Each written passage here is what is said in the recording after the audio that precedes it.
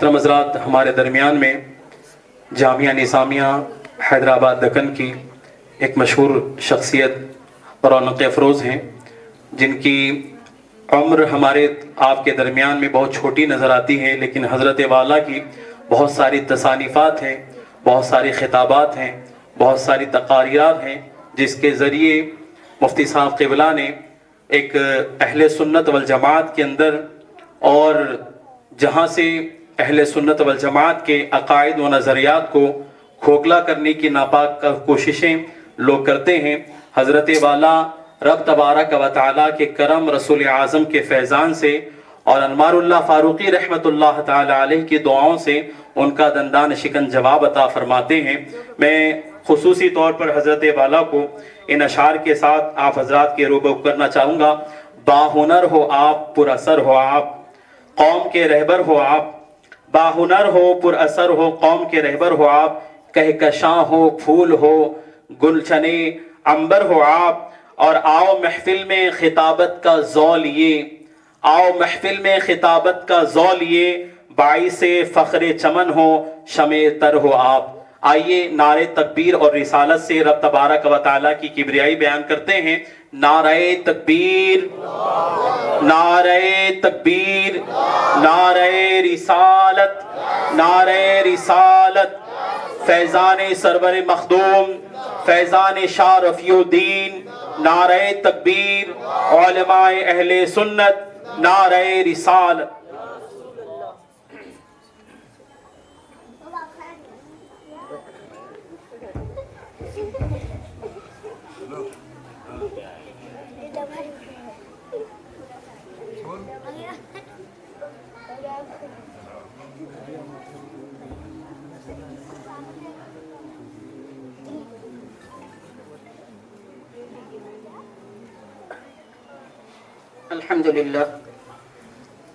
الحمد للہ رب العالمین، والصلاة والسلام على سید الانبیاء والمرسلین وعلى آلہ واصحابہ اجمعین وعلى من احبهم وتبعهم بإحسان الى یوم الدین، اما بعد، فاعوذ باللہ من الشیطان الرجیم، بسم اللہ الرحمن الرحیم۔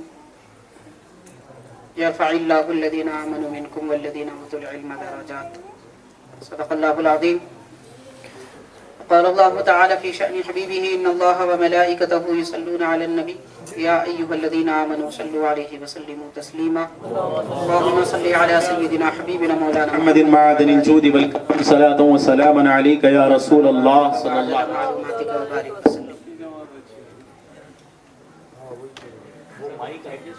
معزز حاضرین، محترم سامعین، شہنشین پر جلوہ افروز حضرت مولانا تاج الدین عمر صاحب فاروقی دعوت برکاتہم العالیہ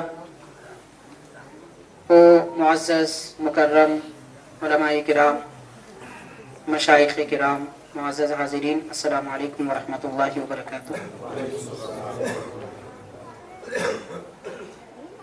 میرے اور آپ کے لیے بڑی خوش نصیبی کی بات ہے کہ آج ہم ایسی شخصیت کا تذکرہ سننے کے لیے انہی کے دربار میں حاضر ہیں کہ جن کی عظمتوں کے چرچے تقریباً 250 سال سے آج تک عرب و عجم میں بلند کیے جا رہے ہیں۔ ہمارا آپ کا ذکر کرنا، سننا صاحب ممدوح کے درجات کی بلندی کا کوئی ذریعہ نہیں بنتا، بلکہ ان کے ذکر کی وجہ سے ہماری بخششوں کا سامان ہوتا ہے۔ سبحان اللہ، سبحان اللہ۔ ان کے ذکر کی وجہ سے ہمارے درجے بلند ہوتے ہیں، اور ان کے ذکر کی وجہ سے ہمارے دل آباد ہوتے ہیں، ایمان میں پختگی ملتی ہے، اور بیمار دل بھی صحت مند ہوتے ہیں۔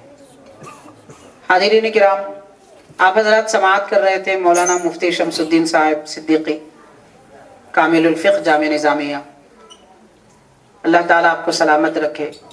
ماشاءاللہ علمی خدمتیں جہاں جاتے ہیں انجام دے رہے ہیں۔ آپ نے 2-4 جملوں میں اتنی باتیں بتا دی کہ اب بولنے کو کچھ نہیں رہ گیا۔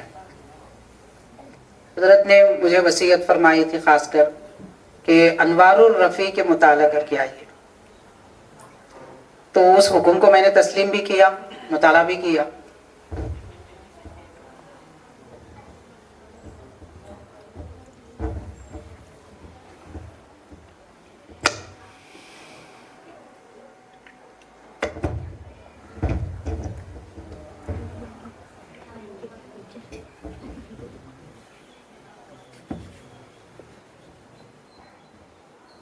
تو میں عرض کر رہا تھا حاضرین کے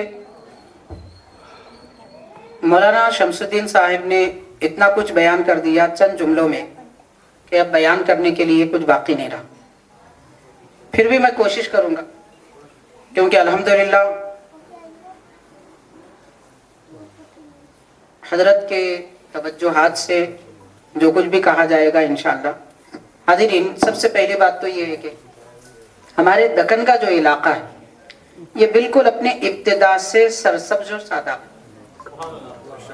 یہاں علماء کی کبھی کوئی کمی نہیں رہی، اولیاء صوفیاء کبھی ایسا نہیں رہا کہ یہ خطہ ان سے خالی ہو۔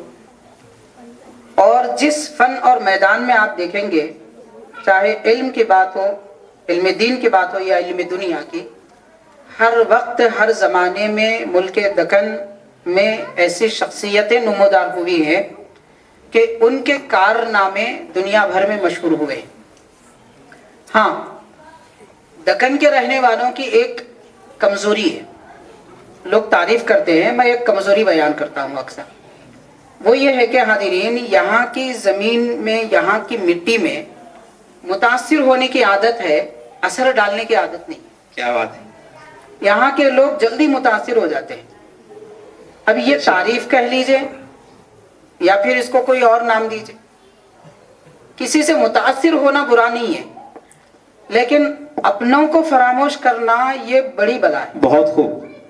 اپنوں کو فراموش کرنا یہ بڑی بلا ہے۔ آج آپ دیکھیں گے، میں تھوڑی حقیقتیں آپ کے سامنے رکھنا چاہتا ہوں تاکہ کم از کم ہمارے دل میں ایک جوش جذبہ پیدا ہو، کیونکہ میں دیکھ رہا ہوں یہاں پہ اکثر ماشاءاللہ نوجوان اور ادھیڑ عمر کے لوگ ہیں۔ اس سے یہ معلوم ہوتا ہے کہ دین کا شوق جذبہ ماشاءاللہ قندھار شریف میں آج بھی حضرتوں کے فیضان سے باقی ہے۔ یہ بڑی خوش نصیبی کی بات ہے، ورنہ اکثر جلسوں میں ضعیف العمر لوگ رہتے ہیں، جن کو اس بات کا یقین ہوتا ہے کہ چند دن تھوڑی محفلوں میں شرکت کر لینا اب تو جانا ہی ہے، اکثر ویسے ہوتا ہے ماشاءاللہ، مگر الحمدللہ اللہ کا شکر ہے یہ حضرت کا فیضان ہے۔ تو حاضرین، دکن کی آنے والی عظیم ترین شخصیتوں میں سب سے پہلا اگر کسی کا نام ہوتا ہے، اگر آتا ہے تاریخ میں، جو دکن میں تشریف لائے، وہ حضرت سید بابا شرف الدین سہروردی رحمۃ اللہ علیہ کی ذات پاک ہے، جن کا مزار مبارک پہاڑی شریف حیدرآباد میں۔ ان سے پہلے دکن میں کسی اور کا نام نہیں ملتا، اور آپ کی آمد کے زمانے کے اعتبار سے اگر دیکھا جائے تو حضرت سلطان ہند سیدنا غریب نواز رضی اللہ تعالی عنہ کی عمر کا آخری حصہ تھا اور حضرت کے شباب کا زمانہ تھا۔ بابا شرف الدین رحمۃ اللہ علیہ کا شباب کا زمانہ تھا۔ بعض مؤرخین نے اشارتاً لکھا ہے کہ حضرت غریب نواز رحمۃ اللہ علیہ سے آپ کی ملاقات بھی ہوئی ہے۔ تو اس اعتبار سے یہ ایک عظیم شخصیت۔ اب اس کے بعد آپ حضرت کی سیرت پر تاریخ کے اوراق الٹیے، تاریخ اولیاء دکن پر لکھی جانے والی مشہور سے مشہور قدیم سے قدیم کتاب میں آپ کو 10 سطر سے بڑھ کے کچھ نہیں ملے گا۔ اگر آپ پڑھنا چاہیں گے حضرت بابا شرف الدین رحمۃ اللہ علیہ کے متعلق، 10 سطر سے بڑھ کے آپ کو کچھ نہیں ملے گا۔ ہاں، بعض حضرات سے میں نے بعد میں سنا، قریب 1-2 سال پہلے، کہ نہیں ہمارے پاس حضرت کی سیرت پہ مخطوطہ ہے، 700 سال سے مخطوطہ ہے۔ اگر مخطوطہ حضرت کی سیرت پہ ہے تو یہ بھی ایک المیہ کی بات ہے، بڑا المیہ ہے کہ 700 سال گزرنے کو آ رہے مگر اتنی عظیم شخصیت پر ایک کتاب دکن کی قوم چھپوا نہ سکی۔ آپ غور کیجئے، کیونکہ یہاں کی مٹی میں متاثر ہونے کی عادت ہے، اثر ڈالنے کی عادت نہیں ہے، اور فراموشی کی کیفیت ہے، وہ نہیں ہونی چاہیے۔ حاضرین کرام، حضرت غریب نواز رحمۃ اللہ علیہ جس وقت ہندوستان تشریف لائے، اس کے کچھ عرصے کے بعد دکن میں حضرت بابا شرف الدین رحمۃ اللہ علیہ تشریف لائے۔ وہاں اسلام کی ڈاک بیل شمال میں ڈالی گئی تو اسلام کی ڈاک بیل جنوب میں بھی ڈالی گئی، 40-50 سال کے عرصے کے فرق کے ساتھ۔ حضرت نظام الدین اولیاء محبوب الہی رحمت اللہ علیہ جیسی نامور شخصیت دہلی میں جس وقت موجود تھی، ملک دکن میں حضرت سرور مخدوم رحمت اللہ علیہ جیسی شخصیت موجود ہے۔ بعض روایات میں دکن میں لکھے کی تاریخ میں لکھی جانے والی کتابوں میں تو ملتا ہے حضرت سرور مخدوم رحمت اللہ علیہ نے نظام الدین اولیاء رحمت اللہ علیہ کے نماز جنازہ پڑھا کر رخصت ہو کر یہاں تشریف لائے، بلکہ حضرت محبوب الہی نے آپ کو روکا تھا، اجازت جب مانگی تو فرمایا 1 ہفتہ ٹہل جائے، اور اس 1 ہفتے کے درمیان میں حضرت کا وصال ہوا۔ تو نماز جنازہ حضرت سرور مخدوم نے محبوب الہی کی پڑھائی۔ دکن کی تاریخ اولیاء میں لکھا جاتا ہے، آپ شمال کی کتابوں میں ڈھونڈیں گے تو نہیں ملے گا۔ تو حاضرین، ایسی نامور شخصیت یہاں پر بھی ہے۔ آج دنیا بھر میں حضرت شاہ ولی اللہ محدث دہلوی رحمت اللہ علیہ کے نام پر مقالے لکھے جا رہے ہیں۔ افسوس کہ دکن کی سب سے بڑی یونیورسٹی عثمانیہ یونیورسٹی، جس کے قیام میں سب سے بڑا عمل دخل حضرت کے ہی نواسے کے شہزادے کا ہے، مگر افسوس کہ اس یونیورسٹی سے بھی حضرت کے متعلق کوئی مقالہ نہیں لکھا گیا، کوئی ڈاکٹری نہیں کی گئی۔ شاہ ولی اللہ رحمت اللہ علیہ کے نام پہ تو بہت کچھ کیا جاتا ہے، جیسے حضرت شاہ ولی اللہ رحمت اللہ علیہ کے علم حدیث میں خدمات ہیں، اگر گنا جائے تو اتنے تو کم از کم اس سے بڑھ کر حضرت شاہ رفیع الدین رحمت اللہ علیہ کی خدمات۔ سبحان اللہ۔ میں یہ بات ہوا میں نہیں اڑا رہا ہوں، ثابت کر سکتا ہوں، میں ثابت کر سکتا ہوں۔ تو غور کیجئے کہ اس میں خطا، غلطی، قصور جو بھی کہا جائے، یا لا علمی، غفلت، جو آپ نام دیتے دیجئے، میں کوئی نام نہیں دیتا، مگر یہ ضمیر لوٹتی کس کی طرف ہے؟ یہ صرف دکن کے لوگوں کی طرف لوٹتی ہے، شمال کے لوگ اس کے ذمہ دار نہیں ہیں۔ یہ دکن کے لوگ ہیں، یہ جنوب کے لوگ ہیں، جنہوں نے اپنے اکابر، جن کے صدقے میں معرفتیں ملی، جن کے صدقے میں ادارے ملے، جن کے صدقے میں کتابیں ملی، جن کے صدقے میں شریعت ملی، اپنے اکابر کو ہم نے بھلا دیا۔ تو حاضرین، میں نے آیت کریمہ پڑھی ہے، مقدمے کے طور پہ چند باتیں میں عرض کرنا چاہتا تھا تاکہ ہم کو ہماری حقیقت کا بھی پتہ چلے۔ ہم بزرگوں کو تو جانتے ہیں، وہ ان کی شان ہے، ان کی عظمت ہے، مگر ہم نے کیا کیا؟ ہمارا اس میں رول کیا ہے؟ کیا محنت ہے ہماری؟ کیا کوشش ہے ہماری؟ سوائے اس کے کہ چبوترا میٹنگ کرتے اور سگریٹ پھونکنے کی عادت ہے، گپ شپ کر کے باتیں کرنے کی عادت ہے، 4 لوگ ملے تو 5ویں کی غیبت کرنا، یہ ہماری غور کرنا چاہیے۔ میں بات آئی ہے تو میں عرض کرنا چاہتا ہوں، نماز ظہر میں نے یہاں پہ ادا کی، اکثر کرتا رہتا ہوں الحمدللہ، سال میں کم از کم 3 مرتبہ میری حاضری یہاں پہ کم از کم ہوتی ہے الحمدللہ، اور اب سے تقریباً 20 سال سے میں حاضری دیتا ہوں، وہ بھی بات میں عرض کروں گا اس کی وجہ کیا ہے۔ خیر، تو حاضرین، نماز ظہر میں حضرت سرور مخدوم رحمت اللہ علیہ کی مسجد میں ایک صف پوری نہیں ہوئی، ایک صف پوری نہیں ہوئی۔ پھر باہر سب دکانیں کھلی ہیں، پھول کی دکان کھلی ہے، مٹھائی کی دکان کھلی ہے، یہاں سے وہاں تک اہل اسلام، مسلمان، اور پھر پکے سنی۔ لیکن افسوس، نماز ظہر میں عین کاروبار کے وقت میں سب جاگ رہے ہیں، سونے والا کوئی نہیں ہے۔ فجر کی بات میں نہیں کر رہا ہوں، تہجد کی بات بھی میں نہیں کر رہا ہوں۔ اب غور کیجئے کہ کیا ایسی قوم سے کوئی انقلاب آ سکتا ہے جن کو اپنی دکانداری پسند ہے؟ حدیث پاک ہے، ان احب البلاد الی اللہ مساجدها وابغض البلاد الی اللہ اسواقها۔ سرکار کا فرمان ہے کہ سب سے بدترین جگہ زمین پر اگر ہے جو ناپسند ہے پروردگار کو، بازار، اور سب سے محبوب جگہ اللہ کو جو پسند ہے وہ مسجد۔ مسجد میں آنے کا وقت ہے تب بھی ہم بازار میں، تو پھر ایسی قوم سے کیا انقلاب کی امید کی جا سکتی ہے؟ یہ بات صرف قندھار کے رونے کی نہیں ہے، یہ پورے ہندوستان کے رونے کی ہے۔ اس لیے کہ ہر مقام پر یہی ہے، ہر جگہ جہاں جائیے، چھوٹا قصبہ ہو، بڑے سے بڑا شہر ہو۔ آج آپ حیدرآباد شہر کو جا کر دیکھ لیجئے، رات میں 4 بجے صبح، کہہ لیجئے رات ہے، ابھی سردیوں کا موسم ہے، صبح نہیں ہوتی، تو رات میں 4 بجے تک شادی خانے کھلے رہتے ہیں، مگر 1 گھنٹے کے بعد 5 بجے، 5:30 بجے کے وقت میں نماز فجر میں بڑی سے بڑی مسجد میں بھی 30-40 لوگ جمع نہیں ہوتے۔ یہ نماز فجر کا حال ہے ہماری. 4 بجے تک جگنے والی قوم 1 گھنٹہ صبر نہیں کر سکتی. مسجدیں آباد نہیں ہیں.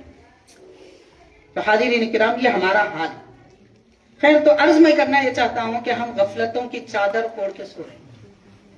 اور ایک بات یہ بڑی ہمارے لیے افسوس کی ہے کہ سونے والا آنکھ بند کر کے سوتا ہے اور ہم ایسی قوم ہیں کہ ہم آنکھ کھلی رکھ کے سوتے ہیں تاکہ کوئی نہ جگائے, کیونکہ آنکھ بند ہو تو کوئی جگائے گا. ہم ایسا سوئیں گے کہ ہم کو جگانے والا آئے ہی نہیں, کوئی دیکھے بھی تو سمجھے کہ یہ جاگ رہا ہے, مگر ہم سو رہے ہیں. یہ کیفیت کی زندگی ہم گزار رہے ہیں. بہرحال عرض کرنے کا مطلب یہ ہے کہ جس ذات پاک کے دربار میں آج ہم جمع ہیں, یہ شخصیت کتنی بڑی شخصیت. میں بلا مبالغہ عرض کر رہا ہوں, جامعہ نظامیہ کا ہر طالب علم جامعہ نظامیہ کا جب سے ہم پڑھ رہے تھے اس سے پہلے آج بھی حضرت سیدنا رفیع الدین قندھاری شیخ العربی والعجم رحمت اللہ علیہ سے اتنی محبت کرتا ہے کہ اس کا بیان نہیں کیا جا سکتا. اس کی وجہ صرف یہ ہے کہ حضرت کے نواسے کے شیخ الاسلام شاگرد ہیں, آپ کے شہزادے ہیں. جامعہ نظامیہ کی نسبت شیخ الاسلام کی نسبت سے حضرت کو اتنا چاہتے ہیں اور ہر طالب علم کی تمنا ہوتی ہے کہ حضرت کے دربار میں حاضری دے. اور یہاں کے لوگوں کو اندازہ نہیں ہے کتنے لوگ آتے جاتے ہیں, آپ کو پتا نہیں. حیدرآباد ہو, دوسرے اطراف و اکناف سے علماء, خاص طور پر جامعہ نظامیہ کے فارغین, کوئی کسی کو اطلاع نہیں دیتا, کسی کی سیلفی نہیں ہوتی, کسی کی فوٹو نہیں ہوتی, مگر برابر یہاں آتے ہیں, قندھار شریف آتے ہیں تو پہلے حاضری یہاں دیتے ہیں. یہاں آنے کے بعد پتا چلتا ہے کہ حضرت کے شیخ سرور مخدوم ہیں. یہاں آنے کے بعد پتا چلتا ہے کہ حضرت پر فیضان سانگڑے سلطان کا ہے. یہ باہر کے لوگوں کی میں بات کر رہا ہوں, آپ حضرات ماشاءاللہ مقامی ہیں, آپ کو تو پتا ہے اچھی طرح. بہرحال حاضرین, حضرت شاہ رفیع الدین قندھاری رحمت اللہ علیہ کی شان کیا ہے, عظمت کیا ہے, مرتبہ کیا ہے, آپ اگر سمجھنا چاہیں گے, میں بلا مبالغہ عرض کر رہا ہوں کہ کئی بزرگوں کو, کئی علماء کو چاہنے والے عوام الناس ہوتے ہیں, لیکن حضرت شاہ رفیع الدین قندھاری رحمت اللہ علیہ کے چاہنے والے لاکھوں علماء جو جامعہ نظامیہ کے فارغ ہیں. اور علماء, ایک بات یاد رکھیے, عالم دین کے دل میں کوئی شخصیت آسانی سے نہیں اترتی, یہ بات اچھی طرح بھی یاد رکھیے. عوام الناس کو ایک کرامت سنا دیے, جھوٹی بھی کیوں نہ ہو, کرامت جھوٹی نہیں ہوتی, بولنے والا جھوٹا ہوتا, تو جھوٹی نسبت بھی کیوں نہ کریں کوئی کرامت کی, عوام جلدی مان لیتی ہے. لیکن یہ عالموں کا مزاج ایسا ہوتا ہے, جب تک اچھا پرکھتے نہیں متاثر نہیں ہوتے. یہ علم کی بات ہے, اور جہاں علم ہوتا ہے ایسے ہوتا ہے, دنیا کے معاملات میں بھی یہی معاملہ ہوتا ہے. تو لاکھوں جامعہ نظامیہ کے فارغین ہم جانتے ہیں, ہم علماء کے ساتھ بیٹھتے ہیں, ہمارے بڑے اکابر بھی ہیں اور ہمارے بڑے سینئرز بھی ہیں, جس کی زبان پہ دیکھو حضرت رفیع الدین قندھاری. آپ کو یقین نہیں آتا تو پوچھ کر دیکھ لیجیے, جائیے کبھی سفر کریے ادھر ادھر کا, جہاں عالم دین جامعہ نظامیہ کا فارغ ملے ان سے پوچھ لیجیے, پتا چلے گا. حاضرین کرام, بہرحال حضرت شاہ رفیع الدین قندھاری رحمت اللہ علیہ, جیسا کہ آپ حضرات نے مختصر سی چند باتیں ہمارے پہلے علماء کرام سے سماعت کی ہے, میں بھی کچھ باتیں حضرت کی شان و عظمت اور آپ کی حیات طیبہ کے متعلق عرض کرنے کی کوشش کروں گا. حاضرین, حضرت شاہ رفیع الدین قندھاری رحمت اللہ علیہ کا لقب عرب و عجم کے شیخ ہے. شیخ کس کو کہتے ہیں؟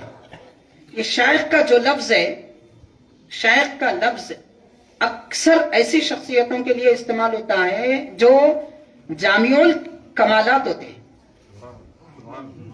اب عام ہو گئی بات, آج کل کس کو بھی بول دے رہے, لیکن شیخ کا لفظ اس زمانے میں, زمانے قدیم سے جامع الکمالات شخصیت کے لیے استعمال ہوتا تھا. اس لیے آپ دیکھیں گے حضرت پیران پیر غوث اعظم دستگیر رضی اللہ تعالی عنہ کے نام مبارک کے بارے میں, اگرچہ کہ آپ سید الطرفین ہیں, مگر اس کے باوجود آپ کا نام جب لیا جاتا ہے شیخ عبد القادر جیلانی کے نام سے لیا جاتا ہے. اس کا یہ معنی نہیں ہے کہ حضرت سید نہیں ہے, اس کا یہ معنی ہے کہ آپ کے اندر صرف سیادت کی فضیلت نہیں, بے شمار فضیلتیں جمع ہیں. تو جس میں کمالات جمع ہوتے ہیں ان کو شیخ کہتے ہیں. تو حضرت شیخ العربی والعجم رفیع الدین قندھاری رحمۃ اللہ علیہ وہ شخصیت ہے کہ ان کے اندر صوفیہ کا مزاج ہے، ان کے اندر علماء کا علم ہے، اور ان کے اندر قراء کی اساس اور بنیاد ہے، پھر ان کے اندر دنیا کے تجربے ہیں، پھر ان کے اندر حکمت ہے، مصلحتیں ہیں۔ آپ جو خوبیاں دیکھنا چاہیں گے ماشاءاللہ حضرت کی شخصیت میں ملے گی۔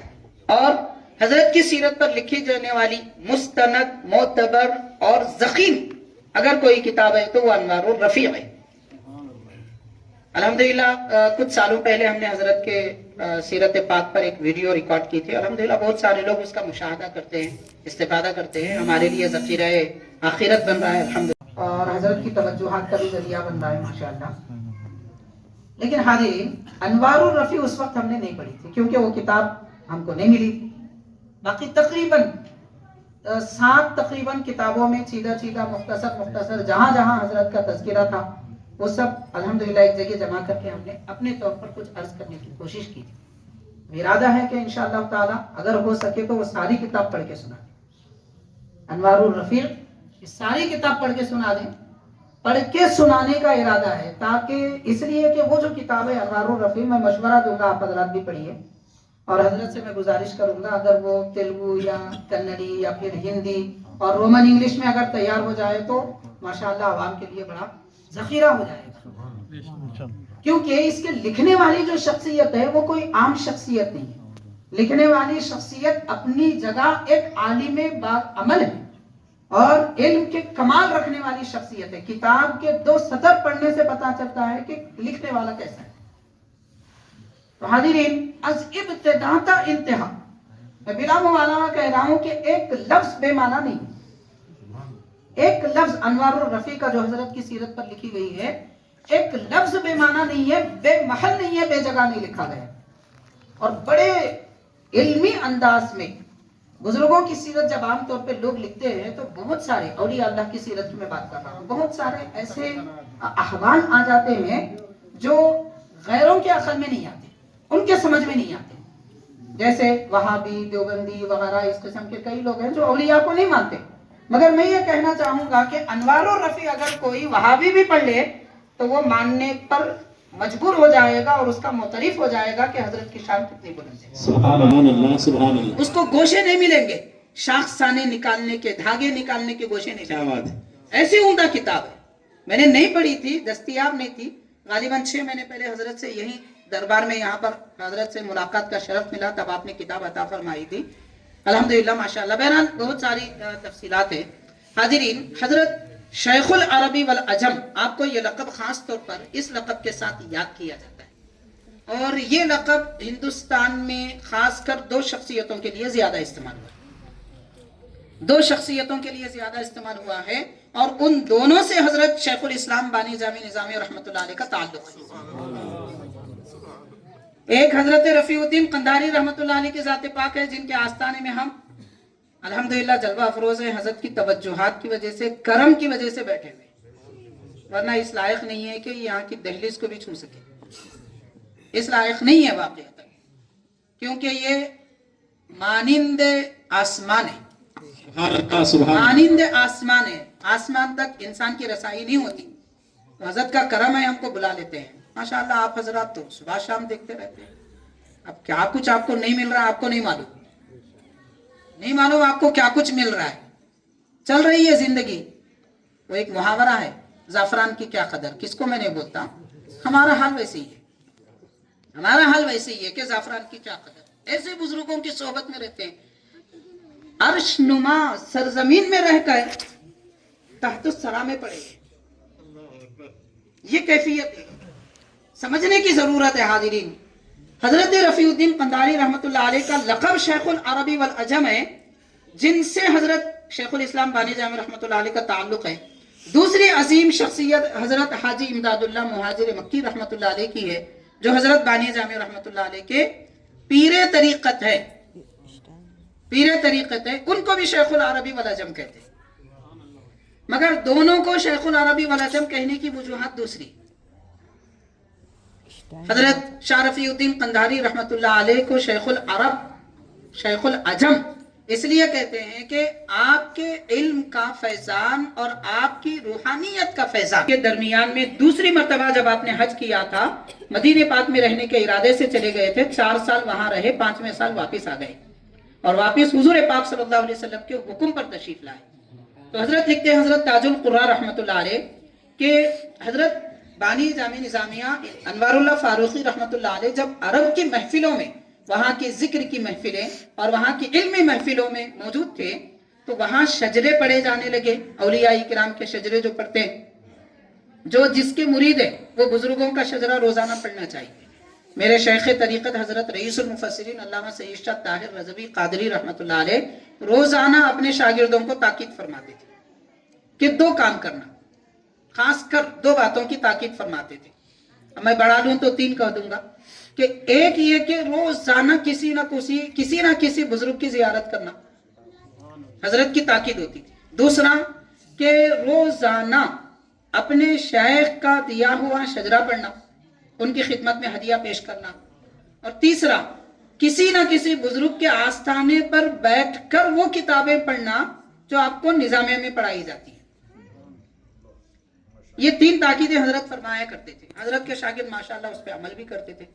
تو خیر، عرض کرنے کا مطلب یہ ہے کہ حضرت شیخ العربی والعجم حاجی امداد اللہ حضرت رفیع الدین قندھاری رحمۃ اللہ علیہ کو آپ کو اس لیے کہا گیا شیخ عرب اور عجم کے کہ آپ کا علمی فیضان، روحانی فیضان، شریعت کا اور طریقت کا دونوں فیضان ملک عرب میں بھی پھیلا، ملک عجم میں بھی پھیلا۔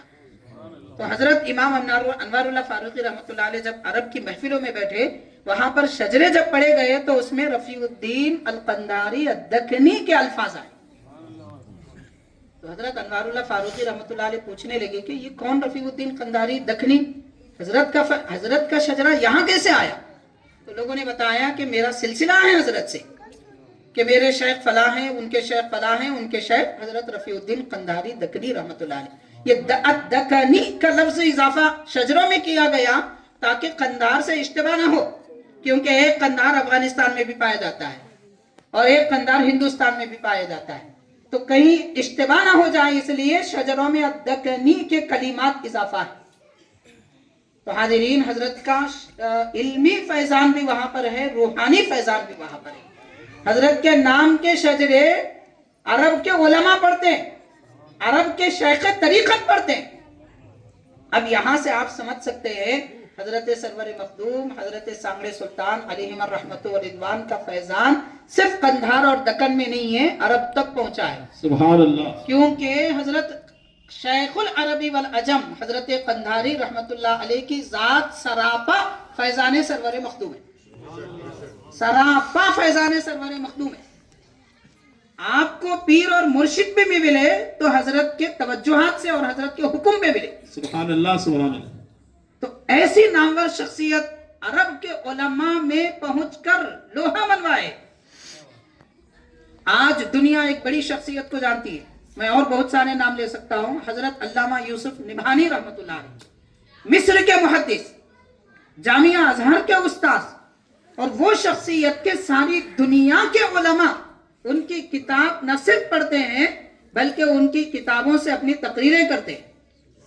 1 2 نہیں، 100 سے زیادہ جن کی کتابیں حضرت علامہ یوسف نبھانی رحمۃ اللہ علیہ، اور جو کتاب انہوں نے لکھی بے مثال لکھی، جو کتاب لکھی بے مثال لکھی، اور کتاب لکھنے کے لیے آنے والے زمانے کے علماء کو طریقہ دیا کہ کتاب ایسی لکھی جاتی ہے۔ علامہ یوسف نبھانی رحمۃ اللہ علیہ وہ شاگرد ہیں حدیث میں حضرت رفیع الدین قندھاری رحمۃ اللہ علیہ۔ سبحان اللہ سبحان اللہ، نعرہ تکبیر، نعرہ رسالت۔ تو اس طریقے سے حضرت کا فیضان پوری دنیا کے علماء میں پہنچا ہوا ہے، کیونکہ ان کو حضرت علامہ یوسف نبھانی رحمۃ اللہ علیہ کو علم حدیث کی سند، اگرچہ کہ دوسرے وہاں کے علماء سے بھی ہے، مگر ان کو کسی سند پہ فخر ناز ہے، واہ واہ سبحان فخر اللہ۔ اگر ناز ہے تو وہ حضرت قندھاری رحمۃ اللہ علیہ کی سند حدیث ہے۔ وہ ذکر کرتے ہیں اس بات کا۔ اس کی وجہ کیا ہے؟ اس کی وجہ یہ ہے کہ حاضرین، محدثین کے پاس جو سند حدیث کی ہوتی ہے، جس میں نام محدثین کے ہوتے ہیں، जितने नाम कम होते हैं सनद उतनी मोतबर होती है।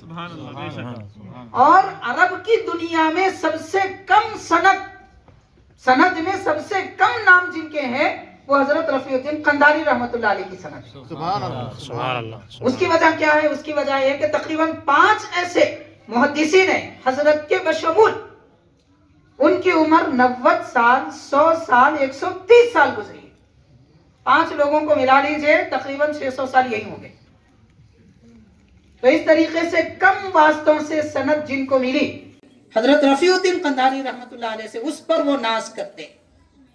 हाज़िरीन किराम, एक तो सनद हदीस का फैजान, फिर सनद रूहानियत का फैजान, यानी शजराए तरीक़त और शजराए हदीस दोनों के जरिए हजरत का फैजान अजम में भी आया, अरब में भी आया।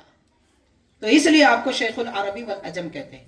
फिर हाजिर मुहाजिर मक्की रहमतुल्लाह अलैह को शेखुल अरबी वल अजम, वो इसलिए कि आपके रूहानियत का फैजान यहाँ पर भी बड़े बड़े उलमा को मिला और वहां पर भी बड़े बड़े उलमा को मिला। इस वजह से आपको रूहानियत की वजह से हजरत मुहाजिर मक्की रहमतुल्लाह अलैह को शेखुल अरबी वल अजम कहते हैं। हाज़िरीन किराम, जैसा कि आप हजरात ने समाअत किया, हजरत रफीउद्दीन कंधारी रहमतुल्लाह अलैह की विलादत बासआदत से पहले आपके वालिद गिरामी ने उस मस्जिद में एतिकाफ किया जहां आस्ताना हजरत सरवर मखदूम रहमतुल्लाह अलैह का है। और एतिकाफ की नीयत क्या थी? एतिकाफ की नीयत ये थी कि नरीना औलाद हो जाए। हाज़िरीन, यहाँ से हमको सबक मिलता है कि मन्नत भी अगर कोई माने तो इस तरीके से माने कि इबादत की मन्नत माने। हजरत वहां पे मन्नत का जिक्र नहीं है, वो थी मन्नत, हकीकत में वो मन्नत है।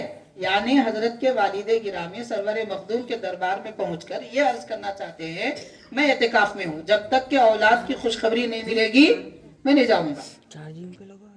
हम क्या करते, दरगाह शरीफ को जाने के भी अंदाज बड़े निराले हमारे पास लोगों के। जनाब आए, भागते भागते भागते आ गए, गोल घूमे, उसके बाद फूल यूं फेंक दिए, भाग गए।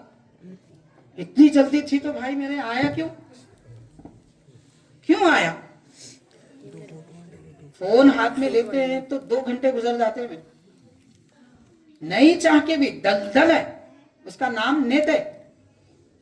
नेट का मतलब जाल, मछली जैसे जाल में फंस जाती है, ईमान वालों का ईमान फंस जा रहा है उसमें। बड़ी फितनों का दौर है। अपनी औलाद की हिफाजत अगर करना चाहते हैं, जैसे आग से दूर रखते हैं, फोन से दूर रखते हैं, आग से जैसे दूर रखते हैं, आग से औलाद जल जाएगी, फोन से उनका दिल, उनका ईमान खत्म हो जाएगा। हम नहीं समझ पा रहे। खैर, तो हाज़िरीन, ऐसे तरीके से दरगाहों में, आस्थानों में लोग आते हैं। हजरत के वालिद गिरामी तरीका बता रहे हैं कि तुमको कुछ चाहिए, हजरत सरवर मखदूम से चाहिए तो बैठ जाओ हजरत के पास जाके। ये अदब के साथ गुजारिश करना कि हजरत जब तक नहीं देंगे नहीं उठूंगा, इसी का नाम एतिकाफ है। तो इसलिए हजरत एतिकाफ में बैठे थे। नरीना औलाद की खुशखबरी जब तक नहीं लिए उठकर नहीं आए। बिन हजरत का कमाल भी देखिए, जैसा कि सीरतों पे लिखा जाता है, हजरत सरवर मखदूम रहमतुल्लाह अलैह ने फरमाया, मेरे नाम से मंसूब करेंगे औलाद मिलेगी। गुलाम रिफाई नाम रखो, नाम का इंतखाब हजरत का 700 साल कदीम बुजुर्ग फरमा रहे हैं। दुनिया में पैदा होने के बाद नाम होता, यहां अभी खुशखबरी मिल रही है, कोई आसार नहीं है विलादत के, उससे पहले नाम का इंतखाब हो रहा है। अब कमाल देखिए, आप गौर कीजिए, पहले नाम किसके रखे गए? अगर हम अहादीस पाक पढ़ेंगे तो हाज़िरीन, सरवर दो आलम रहमतुल्लिल आलमीन सल्लल्लाहु अलैहि वसल्लम का नाम मुबारक पहले से तयशुदा था, रब ने इंतखाब फरमाया। और हजरत हसनैन करीमैन रज़ियल्लाहु ताला अन्हुमा के नाम पहले से तयशुदा हैं और सरकार ने इंतखाब फरमाया। सुभान अल्लाह, सुभान अल्लाह। हजरत रफीउद्दीन कंधारी रहमतुल्लाह अलैह का नाम पहले से तयशुदा है, सरवर मखदूम ने इंतखाब। क्या बात है, सुभान अल्लाह। क्या कमाल होगा, आप गौर कीजिए। औलाद की अभी तलब हो रही है, हजरत फरमा रहे हैं हमारा नाम रखो। अच्छा, हजरत का नाम तो सैयद सईदुद्दीन, फिर रिफाई क्या मतलब? सिलसिले से आप जोड़ना चाहते हैं, ये बताना चाहते हैं अब आने वाला शहजादा इल्म शरीयत में कमाल तो होगा, علم طریقت میں بھی باکمال ہوگا. اسی لیے نسبت سے جوڑا، وہ بھی طریقت کی نسبت سے، سلسلے کی نسبت سے جوڑا. اس لیے فرمایا غلام رفاعی، یہ نہیں فرمایا غلام سعید الدین رکھنا. حکم فرمایا تو فرمایا غلام رفاعی رکھنا. اور یہاں سے پھر یہ بھی یہ معلوم ہوا کہ غلام نسبت غلامیت کی ہونی چاہیے، غلامیت کی نسبت ہونی چاہیے.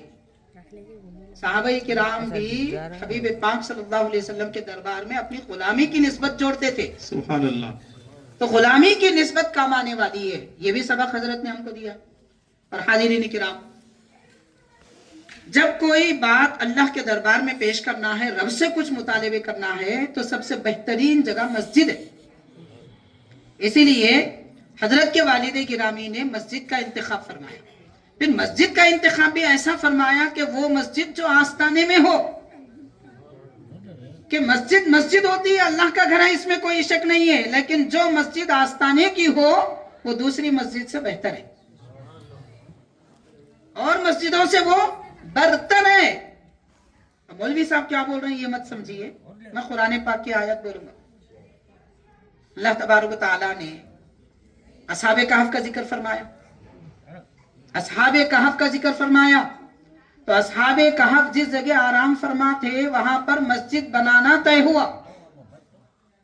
مسجد بنانا وہاں پر طے ہوا تو اس جگہ ہم نماز پڑھیں گے. قرآن کہتا ہے ان لوگوں نے کہا کہ جہاں خدا کے بندے ہیں ہم وہاں پر مسجد بنائیں گے. تو پتا چلا بزرگوں کے آستانوں کے قریب مسجد جو ہوتی ہے وہ فضیلت والی ہوتی ہے. دوسری مسجدوں سے بڑھ کر فضیلت اس مسجد میں نماز پڑھنے کی. سبحان اللہ. سبحان اللہ. سوائے جامع مسجد کے، جامع مسجد کا تقدس شریعت سے، سوائے جامع مسجد کے باقی ساری مسجدوں سے بہتر آستانے کی مسجد ہے. خیر، تو حاضرین کرام، حضرت سیدنا رفیع الدین قندھاری رحمۃ اللہ علیہ کے اب کچھ اور باتیں تھوڑی بہت عرض کروں گا، وقت ہمارا طویل ہوتے جا رہا ہے. حضرت کی تواضعانہ شان، انکساری کی کیفیت، ایسی باکمال شخصیت، مگر تواضع کیسی. آپ کے شیخ طریقت حضرت نائب رسول علیہ رحمت و رضوان کا جب وصال ہوا، آپ کو خبر ملی، اس وقت آپ شہر قندھار میں تھے، تو اپنے شیخ طریقت کی زیارت کے لیے تشریف لے گئے. مزار انور جب بن چکا تھا تو زیارت کرنے کے بعد چند دن وہاں پر آپ کا قیام ہوا، اور اس قیام کے دوران حضرت اماں جان صاحبہ، پوری دنیا جن کو نائب رسول کے اہلیہ محترمہ پیرانی ماں کو اماں جان صاحبہ کے نام سے جانتی ہے، تو حضرت اماں جان صاحبہ رحمۃ اللہ علیہ نے فرمایا کہ حضرت کی نیابت اور ان کے سلسلے و طریقے کو چلانے کے لیے یہاں پر کوئی نہیں ہے، چونکہ ان کو اولاد نہیں تھی حضرت، تو اس لیے آپ یہاں پر قیام فرمائیے اور حضرت کا طریقہ جاری کریے. تو حضرت رفیع الدین قندھاری رحمۃ اللہ علیہ عرض کرتے ہیں، میں اس قابل نہیں ہوں کہ حضرت کی مسند پر بیٹھ سکوں، مطلب وہ کام کر سکوں، میں اس قابل نہیں ہوں. جبکہ حاضرین، قابل کیسے ہے میں آپ کو اور ایک واقعے سے بتاؤں گا، کتنا کمال تھا، کیا قابلیت تھی. اور اس کے ساتھ ایک بات یاد آ رہی ہے تو میں عرض کروں گا، پھر وہ بات کنٹینیو کروں گا. حاضرین، بہت کم ایسے سلسلے ہیں جن میں سلوک اور تربیت پر کتابیں لکھی گئی، بہت کم سلسلے سلوک پر کتابیں لکھی گئی ہے. ایک حضرت محدث اکن عبداللہ شاہ نقشبندی رحمۃ اللہ علیہ، آپ اپنے مریدین کو سلوک طے کرانے کے لیے سلوک مجددیہ نامی کتاب لکھی. اور دوسرے حضرت حاجی امداد اللہ مہاجر مکی رحمۃ اللہ علیہ، آپ نے بھی مریدین کو سلوک طے کرانے کے لیے چاروں سلاسل کے سلوک کے طریقے لکھے. اور حضرت شیخ العربی والعجم حاجی الحرمین حضرت رفیع الدین قندھاری رحمۃ اللہ علیہ، آپ نے اپنے سلسلے اور مرید کو سلوک طے کرانے کے لیے تقریباً 3 یا 4 کتابیں آپ نے لکھی، اور تقریباً 6 سلسلے کے سلوک کے طریقے آپ نے اس میں بیان فرمائے. بزرگان دین کی طرف سے ذکر کا طریقہ ملے گا، سلوک کیسے طے کرنا ہے اس پر تصنیف باضابطہ مطبوعہ آپ کو نہیں ملے گی. بہت کم حضرات ہیں، ایک حضرت کی ذات پاک ہے. تو مطلب سلوک طے کرنے کے لیے آپ نے کتابیں لکھ دی ہے، مگر عرض کرتے ہیں کہ میں اس قابل کہاں کہ حضرت کے سلسلے کو لے کر چلوں. یہ آپ کی تواضعانہ شان ہے، یعنی میں کہنا حضرت کو پسند نہیں تھا، مجھے آتا ہے کہنا، یہ حضرت کو پسند نہیں تھا. پھر شان کیا تھی حاضرین کرام؟ خیر، تو اس کے بعد حضرت نے خود مشورہ دیا. حضرت اما جان صاحبہ رحمۃ اللہ علیہ کو یہ مشورہ دیا کہ آپ اپنے رشتہ داروں میں سے جو آپ کے پروردہ ہیں، جو آپ کے پاس پلتے ہیں، ان میں سے کسی کا انتخاب کر لیجئے.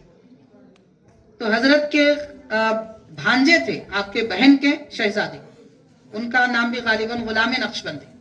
تو غلام نقشبند رحمۃ اللہ علیہ کا انتخاب کیا گیا سجادگی کے لیے. تو حضرت نے وہاں چند دن ٹھہر کر ان کا سلوک طے کرایا. سلوک طے کرنا کس کو کہتے ہیں؟ دنیا میں پل صراط پر چلنے کو سلوک طے کرنا کہتے ہیں. اگر کوئی یہ دیکھنا چاہتا ہے آخرت میں پل صراط کیسا ہوتا ہے، دنیا میں دیکھنا چاہتا ہے، تو سلوک طے کرے. یہ آسان بات نہیں ہے. اور 40 سال یا 60 سال کے بعد، 40 سے 60 سال کی عمر آخری حد ہے، اس کے بعد کوئی سلوک نہیں طے کر سکتا. فیض مل سکتا ہے، روحانیت مل سکتی ہے، مگر سلوک نہیں طے کر سکتا. کیا فرق ہے روحانیت ملنے میں، فیض ملنے میں، سلوک طے کرنے میں؟ اس کو سمجھنے کے لیے میں عرض کرنا چاہوں گا، میرے پیر طریقت حضرت رئیس المفسرین علامہ طاہر رضوی رحمۃ اللہ علیہ فرماتے تھے کہ میاں، بزرگوں کی جو لوگ زیارت کرتے ہیں، کہ ان زیارت کرنے والے لوگ کئی قسم کے ہوتے ہیں.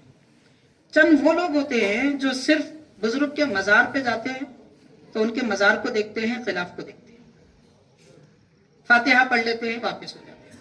دوسرا درجہ ان لوگوں کا ہوتا ہے جو مزار کے اندر صاحب مزار کو دیکھتے ہیں. اور تیسرا درجہ ان کا ہوتا ہے جو صاحب مزار کے قلب کی نورانیت کا جلوہ دیکھتے ہیں. اور چوتھا ان کا درجہ ہوتا ہے جو صاحب مزار کے قلب کی نورانیت میں جلوہ خداوندی کا دیدار کرتے ہیں. تو فرماتے ہیں کہ تم ایسے بنو جو مزار کو بھی دیکھے، صاحب مزار کو بھی دیکھے، ان کے قلب کی نورانیت کو بھی دیکھے، نورانیت میں بھی جلوہ خدا کو دیکھے. تو جن کا سلوک طے ہوتا ہے وہ ان منزلوں سے گزرتے ہیں. جن کا سلوک طے نہیں ہوتا وہ صرف محسوس کر سکتے ہیں، صرف محسوس کر سکتے ہیں. آستانے پر گئے، بڑا قلب کو سکون ملا، قرآن مجید پڑھے تو دل کی کیفیت بدل گئی. یہ احساسات ہے، مشاہدہ نہیں ہے، دیکھنا نہیں ہوتا. دیکھتے وہی ہیں جن کی دل کی آنکھ کھلتی ہے، اور دل کی آنکھ سلوک سے کھلتی ہے. اب اگر کوئی ہم دیکھنا چاہتے ہیں اس وقت کہاں ہے وہ سلوک، کون طے کی ہے؟ اللہ عالم، اللہ کے رسول جانے، اللہ جانے، ہم کو نہیں معلوم. سلوک کون طے کیے نہیں معلوم، ہم کو تو نہیں معلوم. حاضرین کرام، مگر ایک بات لکھی حضرت محدث دکن عبداللہ شاہ رحمۃ اللہ علیہ نے، اگر کوئی سلوک طے کرانے کے لیے کسی کو پیر کامل نہ ملے، یہ پیر کا زمانہ تو ہے مگر پیر کامل نہیں معلوم، اللہ عالم، ہم انکار نہیں کر رہے، ہم انکار نہیں کر رہے، مگر نہیں دیکھے، نہیں سنے. پیر ملیں گے، پرہیزگار ملیں گے، متقی ملیں گے، درجے کے لوگ ملیں گے، علم والے ملیں گے، بصیرت والے ملیں گے، مگر پیر کامل جس کو کہتے ہیں کیا ہے پتہ نہیں. حاضرین کرام، اگر کسی کو پیر کامل نہ ملے جو اسے سلوک طے کرائے تو اسے کثرت سے درود شریف پڑھنا چاہیے کہ درود پاک اسے سلوک طے کراتا ہے. کتنا بڑا سہارا ہے درود شریف، آپ غور کیجئے، کتنا بڑا سہارا ہے کہ شیخ طریقت کامل نہ ملنے کے زمانے میں بھی درود شیخ طریقت پیر کامل کا کام کرتا ہے. تو حضرت رفیع الدین قندھاری رحمۃ اللہ علیہ نے حضرت غلام نقشبند رحمۃ اللہ علیہ جو نائب رسول رحمۃ اللہ علیہ کے سب سے پہلے سجادہ نشین ہیں، ان کو سلوک طے کرایا، ان کو مسند پر بٹھا کے پھر اپنے علاقے میں تشریف لائے. تو یہ علمی کمال. اور ایک بزرگ ہے حضرت ابو سعید والا رحمۃ اللہ علیہ، بحر رحمت جن کی کتاب ہے ماشاءاللہ، لاجواب بہترین کتاب. تو حاضرین، وہ بزرگ تحریر فرماتے ہیں کہ حضرت نائب رسول رحمۃ اللہ علیہ کے دربار میں میں مراقبے میں تھا. مراقبہ کس کو کہتے ہیں یہ سمجھنا آپ چاہتے ہیں تو میں ایک شیخ الاسلام بانی جامع رحمۃ اللہ علیہ کی مثال دینا چاہوں گا، کیونکہ الفاظ ہے بھائی، الفاظ نہیں معلوم ہوتے، ڈاکٹر کی باتیں ہم کو نہیں معلوم ہوتی، وکیل کے کوڈ ورڈ عام لوگوں کو نہیں معلوم ہوتے. مراقبہ اولیاء کرام کی ایک اصطلاح، اس کو آسانی سے آپ سمجھنا چاہیں تو حضرت بانی جامع نظامی رحمۃ اللہ علیہ نے لکھا दुनिया का हर इंसान मुराकबा करता है। जो मुराकबा नहीं जानते वो भी मुराकबा कर रहे हैं, और जो मुराकबे का इनकार कर रहे हैं वो भी मुराकबा कर रहे हैं। वो कैसे? तो हजरत ने समझाया, एक किसान भी अगर बीज बोना चाहता है, मौसम देखता है, माहौल देखता है, जमीन देखता है।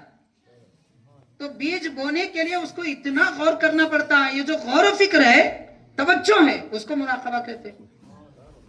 एक कारोबारी भी मुराकबा करता है, वक्त पे दुकान खोलता है, वक्त पे बोली लगाता है, वक्त पे कीमत उतारता है, चढ़ाता है, सब मुराकबे में लगे हुए हैं।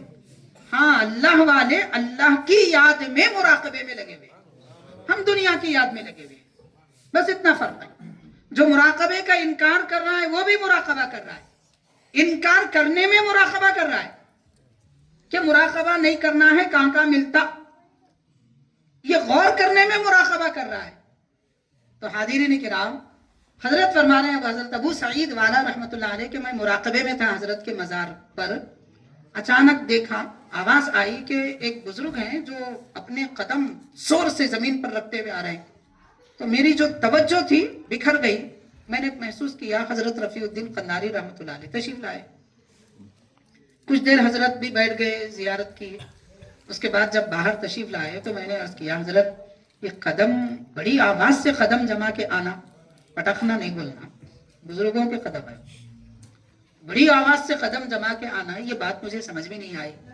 मैं मुराकबे में था, आपके कदम की आहट की वजह से तवज्जो मेरी हट गई। अब देखिए, हजरत फरमाते हैं शेखुल अरबी वल अजम रहमतुल्लाह अलैह, आज भी वो हमारे दिल के हाल को जानते हैं। इस वक्त अब तो हम करीब है, दूर भी हो तो जानते हैं, ये हमारा एतकाद है। अब भी जानते हैं इंसान क्या बोल रहा है, वो तो सुनते हैं, क्या सोच रहा है बोलते वक्त वो भी जानते हैं। वो कैसे? ये हजरत लिख रहे हैं, हजरत अबू सईद वाला रहमतुल्लाह अलैह, हजरत ने फरमाया, मैंने देखा आप मुराकबे की रंगीनियों में गुम हो रहे हैं,